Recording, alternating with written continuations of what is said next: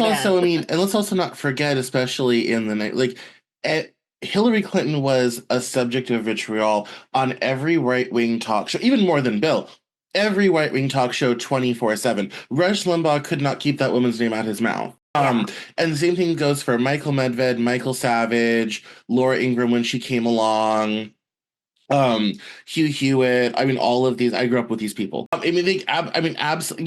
They were absolutely convinced she was some sort of evil master. When they got into the White House, people complained that her hair wasn't attractive. She needed a new style. So they actually eventually convinced her to put it in a different style and dye it blonde and all this sort of. I mean, it was just absolute. Yeah. I mean, I don't think honestly. Hillary Clinton lives rent free in the minds of many Republicans from that era. It was quite the way the fixation the Republican Party had on that woman in particular in the 90s was in the extreme. And that's how this kind of plays out is that um, because of their hatred for Hillary Clinton, that is literally what got us the Citizens United decision in 2010.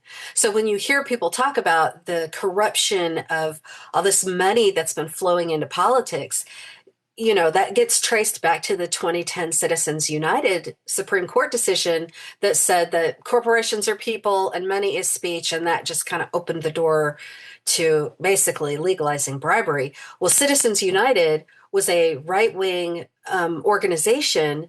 And what their court case was about was they had created this quote unquote documentary called Hillary's America that they were wanting to have aired during the 2007, I believe, yeah, 2007 primary season.